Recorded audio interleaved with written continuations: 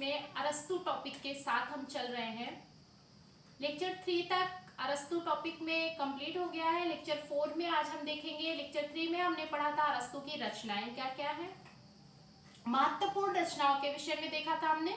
और आज लेक्चर 4 में प्लेटो, जो कि अरस्तु महोदय के गुरु थे, और अरस्तु के बीच में क्या क्या सामान्यताएं थी और असामान्यताएं थी, इसके विषय में आज हम देखेंगे। और हाँ, अगर आप प्लेटो के विषय में देखना चाहते हैं तो आप इस चैनल के प्लेलिस्ट में जाके देखेंगे तो आपको सारी वीडियो अवेलेबल है, मिल जाएंगी।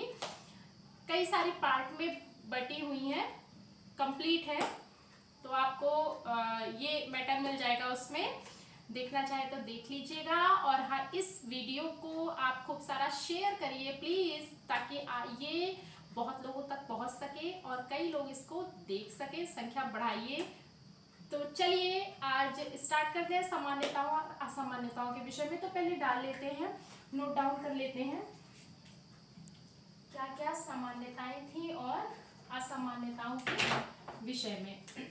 प्लेटो, आज हमारा लेक्चर 4 है, पहले इसको नोट डाउन कर लेते हैं। लेक्चर 4 है, तो प्लेटो और अरस्तु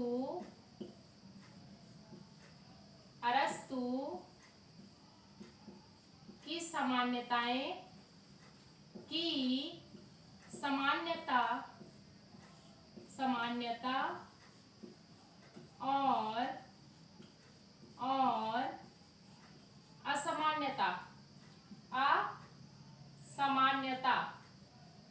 असमान्यता। तो चलिए देख लेते हैं पहले सामान्यता और असामान्यता के विषय में। सबसे पहले तो देखिए, अगर हम बात करते हैं सामान्यता की, तो प्लेटो और अरस्तु का जन्म बहुत ही नजदीक हुआ था। जैसा कि आप जानते हैं, प्लेटो का जन्म हुआ था एथेंस में, और एथेंस से कुछ ही मील दूरी पर एक मकदूनिया नाम का स्थान था, जहां पे जन्म हुआ था किसका, अरस्तु महोदय का। एक ये बात हो गई। अब दूसरी ये समानता थी कि दोनों का उद्देश्य राज्य की स्थापना करने का एक ही था। पहला ये था कि अरस्तु का उद्देश्य आदर्श राज्य की स्थापना करना ही था, और प्लेटो का उद्देश्य भी एक आदर्श राज्य की स्थापना करना था। ये दो चीजें पहले नोट डाउन कर लेते हैं, फिर समझते हैं आगे। कैमरे में दिख रहा है बोर्ड? एक मिनट क्लियर कर लेते हैं। चलिए बढ़ते हैं आगे। फर्स्ट पॉइंट डालेंगे, प्लेटो और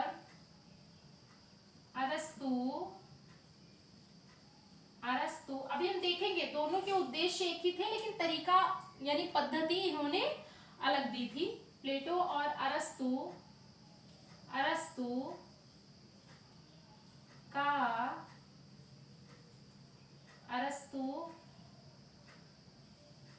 उद्देश्य, किस चीज का उद्देश्य, राज्य की स्थापना का उद्देश्य या फिर ये शिक्षा देने का उद्देश्य। प्लेटो और अरस्तु का उद्देश्य एक था। वो क्या था? आदर्श राज्य की स्थापना। आदर्श राज्य की स्थापना करना। उद्देश्य तो एक ही था, आदर्श राज्य की स्थापना करना।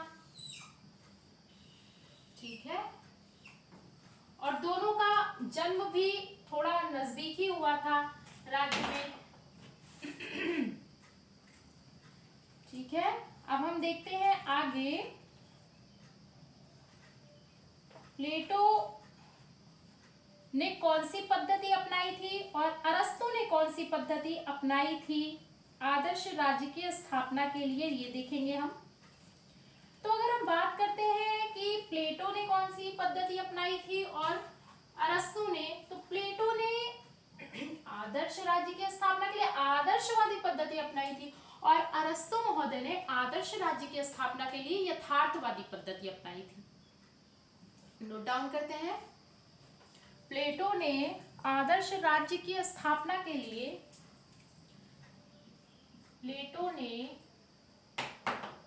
आदर्श राज्य की स्थापना के लिए प्लेटो ने आदर्श राज्य की स्थापना के लिए आदर्श, यह सामान्यता में आ जाएगा। आदर्श दोनों देख रहे हैं हम, ध्यान दीजिएगा। राज्य की स्थापना के लिए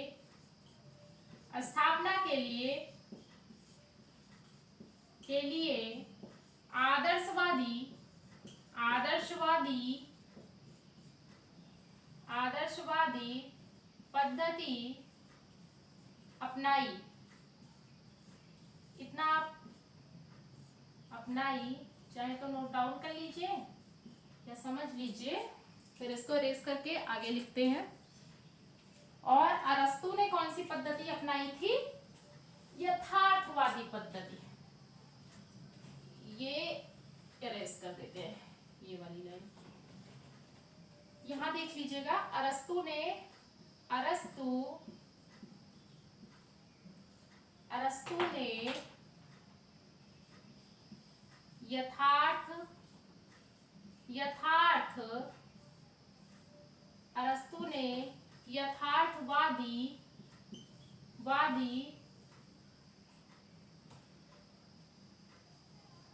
यथार्थवादी पद्धति अपनाई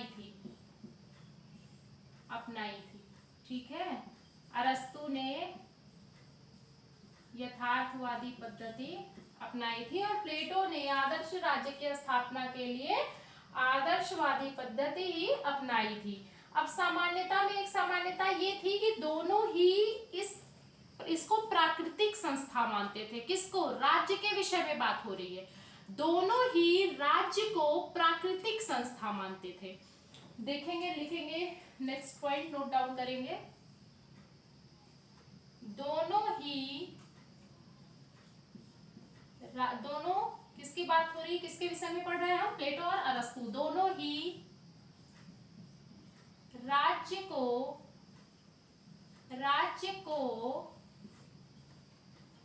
प्राकृतिक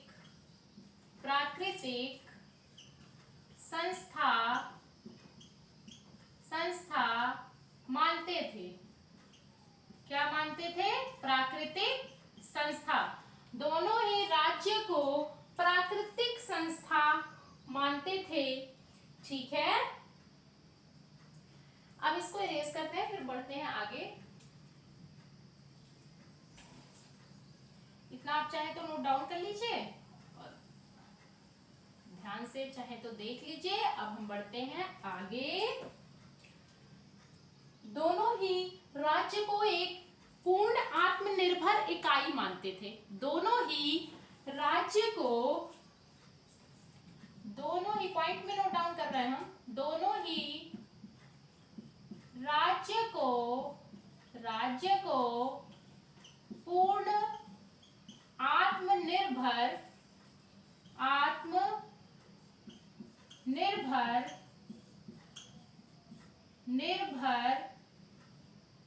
इकाई मानते थे।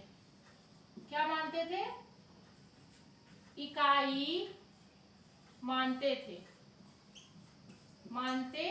थे। दोनों ही राज्य को पूर्ण आत्मनिर्भर इकाई मानते थे या मानते हैं। हम थे नहीं लगाएंगे, यहाँ पे प्राकृतिक संस्था मानते थे। हम अरस्तु और प्लेटो के विषय में बात कर रहे हैं तो लगा सकते हैं, लेकिन इन्होंने जो पद्धति दी है वो वर्तमान में भी चल रही है, हम पढ़ रहे हैं। तो दोनों ही राज्य को प्राकृतिक संस्था मानते हैं, ये भी कह सकते हैं। थे भी अगर हम लगाते हैं तो वो सेंटेंस आपका गलत नहीं होगा।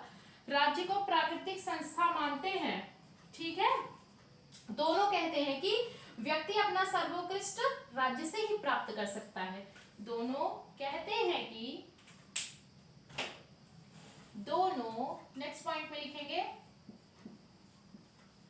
कहते हैं कि व्यक्ति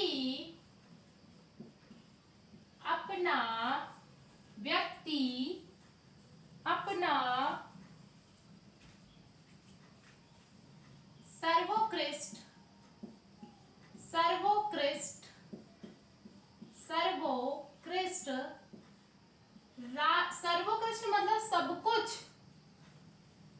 बहुत महत्व देकर के यहाँ इन्होंने फोकस किया है इस पॉइंट को। दोनों कहते हैं कि व्यक्ति अपना सर्वोत्कृष्ट राज्य से ही प्राप्त कर सकता है। दोनों ही अपना सर्वोत्कृष्ट राज्य से प्राप्त कर सकता है। दोनों ही राज्य को साध्य और व्यक्ति को साधन मानते हैं। दोनों ही, ये क्वेश्चन कंपटीशन एग्जाम्स में कई बार पूछा जाता है कि अरस्तु क्या मानते हैं, व्यक्ति को साध्य और साधन किसने माना है? तो प्लेटो और अरस्तु दोनों ही राज्य को साध्य और साधन मानते हैं। अरस्तु और प्लेटो दोनों ही राज्य को साध्य मानते हैं और व्यक्ति को साधन मानते हैं। इसको नोट डाउन कर लेते हैं। दोनों ही राज्य को साध्य, दोनों ही राज्य को साध्य, दोनों ही राज्य को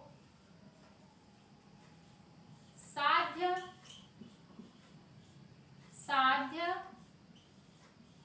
और व्यक्ति को साधन मानते हैं। क्या मानते हैं? राज्य को साध्य और व्यक्ति को साधन मानते हैं। क्लियर? दोनों ही राज्य को साध्य और व्यक्ति को साधन मानते हैं। ठीक है, तो ये हो गई इनकी प्लेटो और अरस्तु की सामान्यता और असामान्यता। तो हम देख लेते हैं टोटल हमने क्या जाना इनकी प्लेटो और अरस्तु की सामान्यता और असामान्यता के विषय में। सामान्यता आमतौर पर वो इनका जन्म कई नजदीक हुआ था, जैसे प्लेटो का वहां हुआ था एथेंस में और अरस्तु का उससे कुछ ही मील की दूरी पर मकदूनिया में हुआ था। और सबसे बड़ी बात ये कि प्लेटो और अरस्तु दोनों का एक ही उद्देश्य था, एक आदर्श राज्य की स्थापना करना। हालांकि असामान्यताओं में क्या आएगा, इनकी पद्धति अलग अलग थी। इन्होंने अलग अलग पद्धति से राज्य की स्थापना करने के लिए कहा। अरस्तु महोदय ने किससे कहा, प्लेटो ने किससे कहा, ये देख लेते हैं। ये देखा हमने, प्लेटो ने कहा कि आदर्श राज्य की स्थापना के लिए आदर्शवादी पद्धति अपनाना चाहिए और अरस्तु ने कहा आदर्श राज्य की स्थापना के लिए यथार्थवादी पद्धति अपनानी चाहिए। और प्लेटो और अरस्तु समानता है, दोनों प्राकृतिक संस्था मानते हैं किसको, राज्य को। दोनों आत्मनिर्भर इकाई मानते हैं राज्य को। दोनों आत्मनिर्भर इकाई मानते हैं किसको, राज्य को। दोनों यानी प्लेटो और अरस्तु महोदय के विषय में बात हो रही है, राज्य को साध्य और व्यक्ति को साधन मानते हैं। ये सब चीजें, ये सारे पॉइंट हमने अभी देखा। ठीक है, अभी पढ़ा हमने। और आज के इस लेक्चर में थोड़ा सा और देख लेते हैं। देखिए, अब हम देखेंगे अरस्तु की अध्ययन शैली क्या थी। चलिए हेडिंग डाल दीजिए, अरस्तु की अध्ययन शैली। अरस्तु की अध्ययन शैली। ठीक है, अरस्तु की अध्ययन शैली क्या थी, इसको हम कल देखेंगे। यानी कल मतलब नेक्स्ट वीडियो में, नेक्स्ट लेक्चर में, लेक्चर 5 में हम देखेंगे अरस्तु और अरस्तु की अध्ययन शैली के विषय में। इन्होंने कौन कौन सी अध्ययन शैली दी थी उसके विषय में देखेंगे। तो चलिए, जैसे क्या क्या पद्धति उन्होंने दिया था शिक्षा के लिए, ऐतिहासिक पद्धति, ये सब चीजें। तो चलिए आज का लेक्चर यहीं पे एंड करते हुए मिलते हैं नेक्स्ट लेक्चर में, लेक्चर 5 पे। अगर आपको लेक्चर 4 में कुछ भी ना समझ में आया हो या फिर आपको कोई भी कमेंट करना हो इस लेक्चर 4 से रिलेटेड, तो आप कर सकते हैं। Thank you for watching.